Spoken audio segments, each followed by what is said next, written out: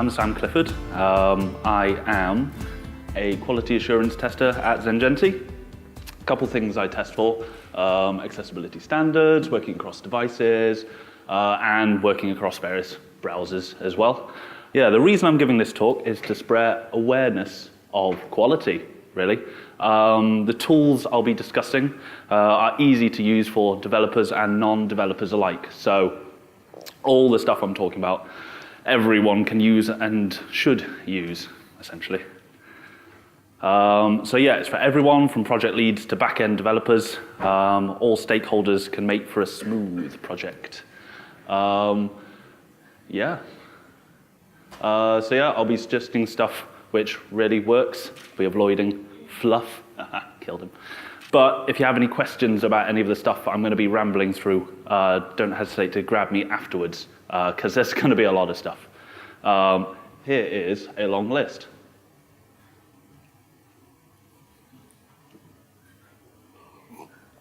Yeah. So, going to go straight into it. Planning. If you fail to prepare, you are planning to fail. So, apparently Benjamin Franklin said this, but it was my headmaster that said this all the time. Every single time that we had any kind of big school meeting, it would always say this bloody phrase, so he kind of drilled it into me. So, how can you plan? If you don't have any kind of planning software, I'm sure most of you know Jira, but that can be quite scary and intimidating. And if you just need to do a quick plan for any reason, Trello can always be used. It's a free tool, and it even integrates into Jira as well. But that's just a really quick way of making it visible for everyone so they can see what's happening at what point. You can move these little cards around and see exactly what's happening. So if you just need to quickly show something, Trello's a thing you should be using. Validation. So what is validation? Essentially, it means that you conform to the web standards, and that sounds scary, but it's easy to check. So what you want to do is make sure that your HTML, CSS, JavaScript, browser console, all is within code guidelines. If you're on a web page, right-click, click View Source, just copy and paste it and shove it inside this validated.w3.org, paste it in, hit check. If you get one of these like little red errors there or anything not friendly looking, just let someone know, and hopefully they should be able to fix it. This should be repeated throughout a project, and again, anybody can do this. So if you have any spare time and you feel like, I want to help out with the project, just run it, see if there's any errors, let people know, because essentially when the project go live, there shouldn't be any of those. Compatibility. Does the site render the way it should on your favorite browser? Now it's time to check what happens on everybody else's browser. So how do you know what your client's audience are using? You could either use Google Analytics, but that means you have to go and speak to someone over in marketing, and that means you have to go and try and get the right information, and they're going to take a little while to get back to you. And I want just quick stuff that'll show is easy to use. So what you want to do is go to gs.statscounter.com. You can filter down your audience. So if you want to say, I want to aim for people that are 18-ish in London, I want to see what they're using. And it'll show you like if they're using a desktop browser most often, or it'll show you if they're using Google Chrome on a desktop browser, or if they're using Firefox, if you have a very forward-thinking user base. But then, what do you do when you know that information? Browser stack, really useful. Essentially, it's just a massive litany of devices, both real and they're simulated. So, real devices that they have in massive servers, and they've literally just plugged them all in, and it'll just show you the exact view of what's happening on that device, all inside your browser. Weird and awesome. You can copy and paste into it, so it's easy to use. You can do screen recordings from it. You can even open up dev tools if you're feeling fancy. And there's a free trial as well. I think you get 30 minutes worth of free trial, but you just put in your different email address each time and you get that 30 minutes again. And it means that you can say what, so if you have an Android device and you're like, I want to see what iOS people are looking at, load this up, you'll know. You can scroll around, click on the menu, see if the menu actually opens. Just gives you like a proper view, and it means that you can do it if you have any time. And you don't need a massive device lab with massive amounts of budget. It's all very helpful. Performance. You guys have probably heard this a million times before, but just in case you haven't, studies have shown that the longer a user waits, the more they're going to drop off. So if they wait for a browser or a page to load, and they're waiting, and they're waiting, they're going to get bored and go onto Twitter or Reddit, something like that. So you want to keep them on your site. So how do you do this? John spoke about this earlier, but Google Lighthouse. It's built into Chrome. It's open source, so open source means that other people other than Google are working on it at the moment, and so it means it's an open and shared technology that everybody can help with. It checks both desktop, and you can click an option for mobile and switch between the two. It doesn't just check whether like the viewport's correct, it actually simulates what like a slow connection might be like, or a slow CPU, the processor on a phone. And it's really clean and clear, and they keep updating it. And you get like these nice little graphs, it's like performance 66, and you can go over to someone and say, my performance is only 66. And they'll be like, okay. You can even export this, or you can just send a screenshot, and they can run exactly the same thing, and they'll tell you why that's happening. So you don't need to know the ins and outs. If you want to, you can, so you can see all this crazy sort of other stuff. But if you don't know how to use it, don't worry. They will be able to fix it if you just raise it with them in a nice manner, obviously. Compliance and accessibility. So accessibility is a big thing nowadays. If you're a large government agency or anything like that, or a large company, it's a legal requirement, so it's kind of a big deal. Then you have compliance as well, so making sure that everything conforms to various guidelines and whatnot. But the main thing I think people really should be rooting for is the fact that you don't want to exclude anybody from visiting your site. So if someone wants to come onto your site and they are blind, you want them to be able to use it. You want them to stay on the site because they're a user as well. So what's the best thing you can do? You should and could and should use a screen reader. It's the best testing you do, not just for client accessibility, etc. It tells you heading states, tells you how your navigation is actually working, it reads everything out.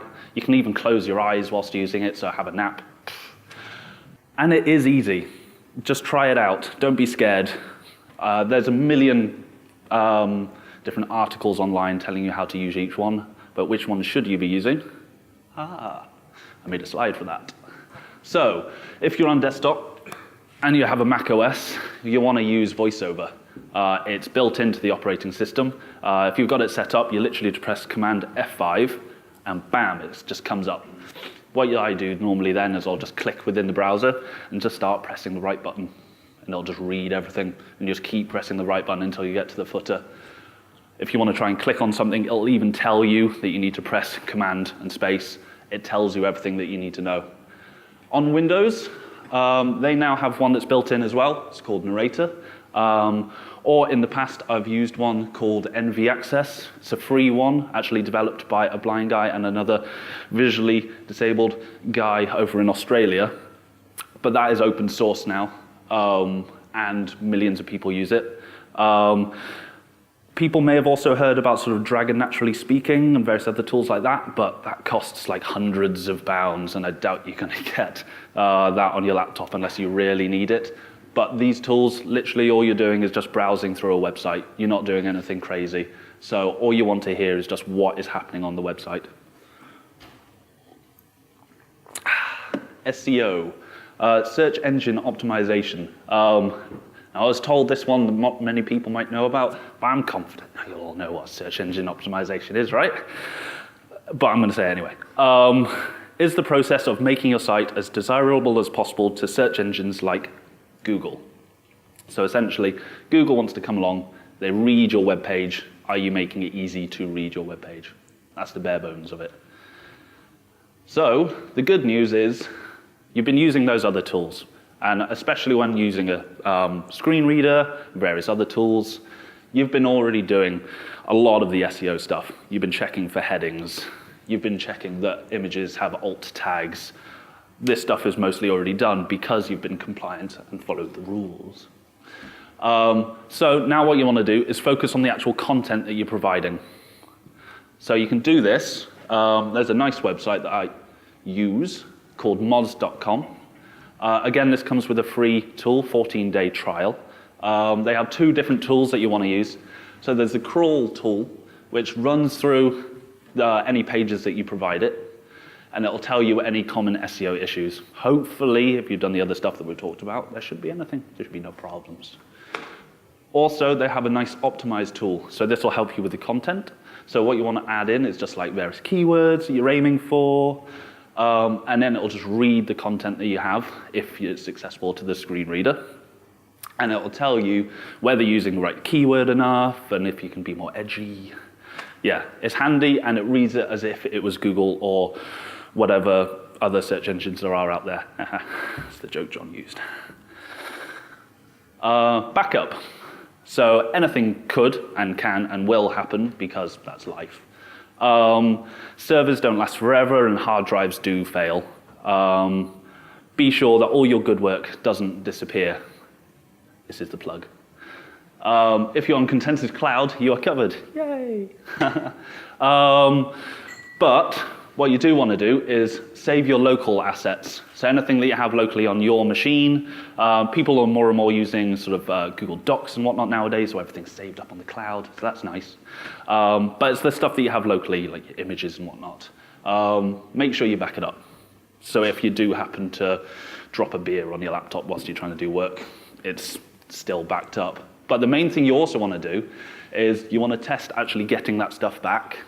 So it might be there on some kind of cloud server, but then when you actually try and access it, you've actually forgotten the password for the account that you saved it to, or something like that. Just make sure that you can get to it.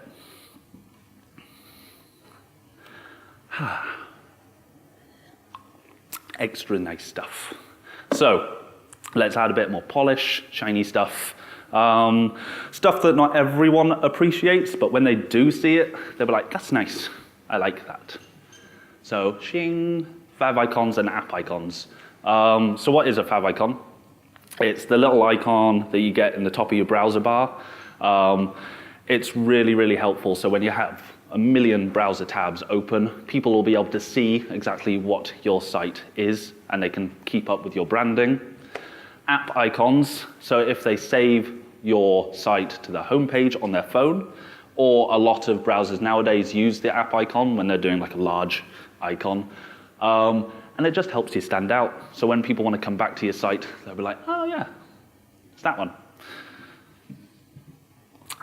Compression. So minify is to remove any excess or unneeded characters from code. Optimizing images ensures a fast loading times for all your users. So how do you do this? Essentially, if you see any spaces inside of any kind of code, so when you were copying and pasting code previously into HTML validator, if you don't see it minified, then just say like, hey guys or girls, this isn't minified. Think it should be, yeah. Same with images. So if a site takes longer than like 3 seconds or so to load, Google Lighthouse will have told you that already, and it's really good at telling you about when to optimize images. So again, these tools, they overlap, they help each other out. Yeah. Now check it in a strange, crazy browser. Don't just aim for the popular browsers that you think that everybody's going to be using. So your analytics are saying like everyone's using it in this. They might be using it in that because it only really renders very well on that. So that's what they've been putting up with.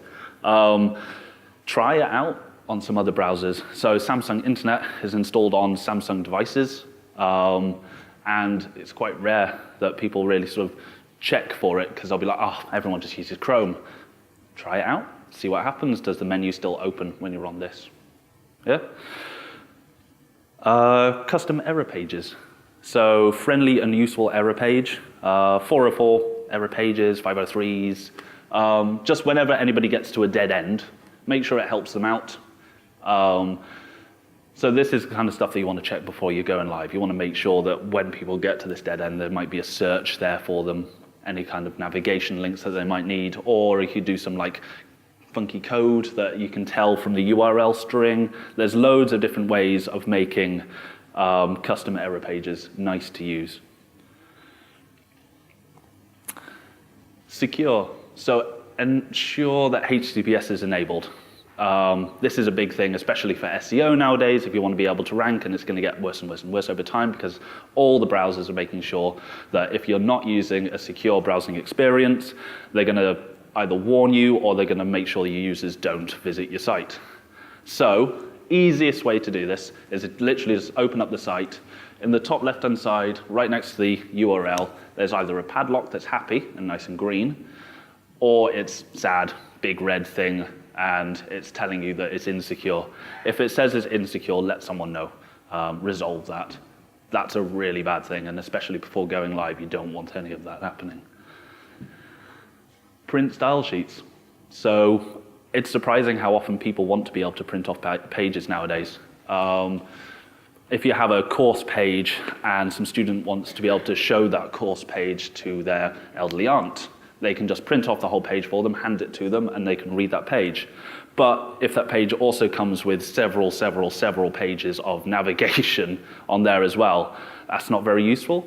So you can set up a print style sheet instead, so when they click that Control P, it'll show them just a really nice, laid out, just the content that they want to know and read. Validation. So now that you've done all the other stuff, check it in the validator again. A lot of changes might have happened or can happen, and everybody needs to be aware that validation is really important. So just make sure that it actually runs okay and there's no crazy, weird, big red crosses happening. So now it's time to set up your live environment. It's time for everyone to pitch in. DNS.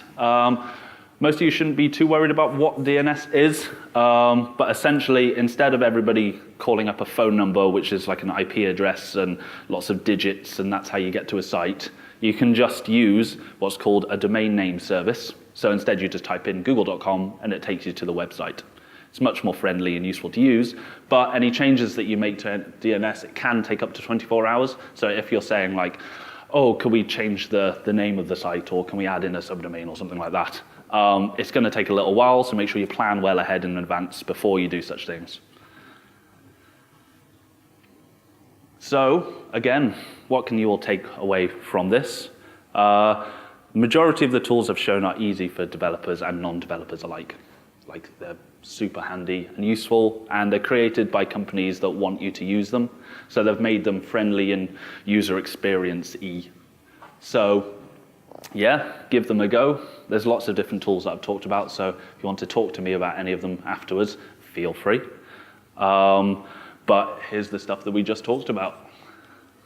So it sounds like a lot, and it looks like a lot, but they're all relatively overlapping. So a screen reader, best thing you can do. For planning, just use Trello.